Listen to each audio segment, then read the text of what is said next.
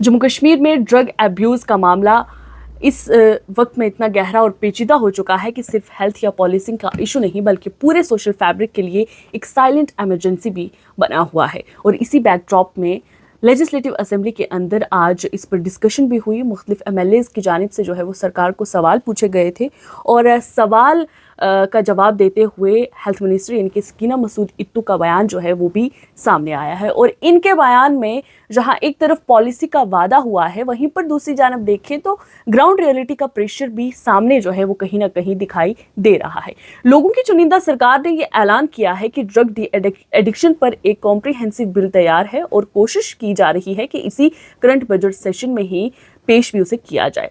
ये बात सुनने में काफ़ी मजबूती का कदम जो है वो लगती है और वाकई है भी है अगर ऐसा कोई बिल जो है वो आ जाता है। लेकिन वहीं पर अवामी हलकों में सवाल ये है कि क्या ये बिल ग्राउंड पर उतनी ही तेज़ी से असर दिखाएगा जितनी तेज़ी से ड्रग्स ने अपनी जगह हमारे मुआशरे में जो है वो बनाई हुई है। असेंबली में जवाब देते हुए हेल्थ मिनिस्टर ने एक बैलेंस्ड बात जो है वो कही कि कुछ इलाकों में ड्रग एब्यूज़ बढ़ रहा है और कुछ में कमी आई है।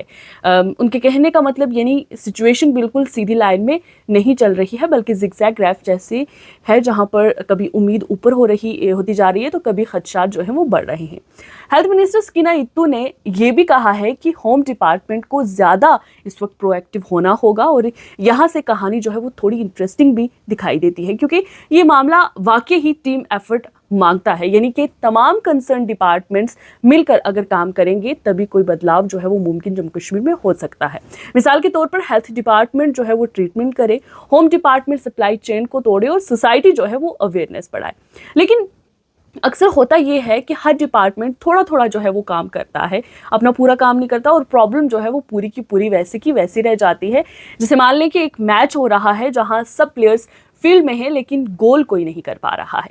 वहीं पर देखें तो प्राइवेट डी एडिक्शन सेंटर्स के हवाले से भी आज सकीना इत्तू ने कुछ अहम बातें जो है वो कही हैं। उनका ये कहना है कि आर्बिट्री चार्जेस बर्दाश्त नहीं होंगे और जितनी भी शिकायत होंगी वो सीधी सारी जो है वो सरकार तक जाएं, जो देखा जाए तो ज़रूरी भी कदम है क्योंकि रिहेबिलिटेशन अगर महंगी या एक्सप्लोजिटिव हो जाए तो सोल्यूशन कम और प्रॉब्लम्स जो है वो बढ़ जाती हैं।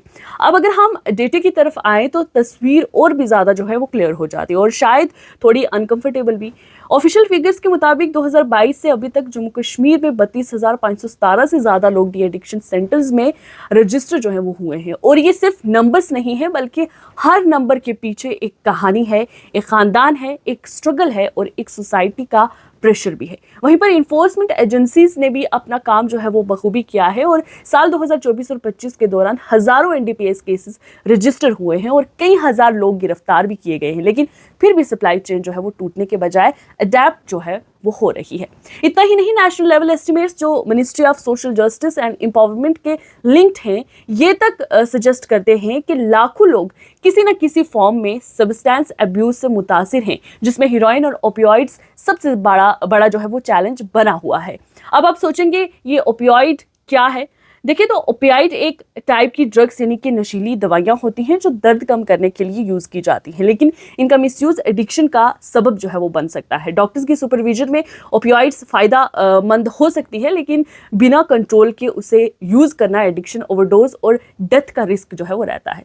वहीं पर ग्राउंड रिपोर्ट्स ये भी बताती हैं कि अब यूथ सिर्फ एक ड्रग तक महदूद नहीं रही है बल्कि पॉली ड्रग एब्यूज़ की तरफ जा रहा है। पॉली ड्रग एब्यूज़ का मतलब होता है कि एक से ज़्यादा ड्रग्स का एक साथ या अलग अलग वक्त पर मिसयूज करना है, जैसे कि tablets plus injections plus alcohol use करना, इसे कहते हैं पॉली ड्रग्स, जो ज़्यादा नशा जो है हासिल करने के लिए की जाती हैं और ये ट्रीटमेंट को और भी कॉम्प्लेक्स बना देती हैं। बहरहाल देखा जाए तो सरकार की नीयत पॉजिटिव नजर आ रही है, प्रॉब्लम को एक्नॉलेज भी किया जा रहा है, पॉलिसी फ्रेमवर्क बन रहा है, रेगुलेशन की भी बात जो है वो हो रही है। लेकिन दूसरी ही तरफ डेटा और ग्राउंड सिचुएशन ये भी बताती हैं कि चैलेंज अभी भी काफ़ी बड़ा है। ये एक ऐसा लम्हा फिक्रिया है जहां पर ऐलानात से ज़्यादा इम्प्लीमेंटेशन की ज़रूरत है, कोऑर्डिनेशन से ज़्यादा अकाउंटेबिलिटी की और बड़े बड़े नारों से ज़्यादा सस्टेन्ड एक्शन की, वरना कहीं ऐसा ना हो कि असेंबली के अंदर बिल्स और डिबेट्स बढ़ते रहें और बाहर डी एडिक्शन सेंटर्स के नंबर्स भी, और फिर हम सिर्फ इतना कहकर कहें कि नीयत ठीक थी लेकिन निज़ाम थोड़ा پیچھے رہ گیا۔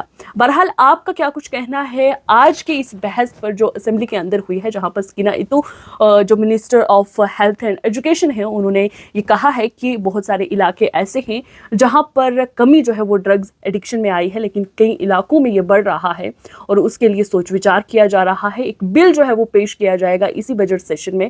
آپ کا کیا کچھ کہنا ہے؟ اپنی رائے جو ہے آپ کمنٹ سیکشن میں ضرور رکھیں اور میرے پیج کو فالو کرنا نہ بھولیں، اور یوٹیوب پر ایسے ہی مزیدار ویڈیوز دیکھنے کے لیے میرے چینل کو ضرور سبسکرائب کریں۔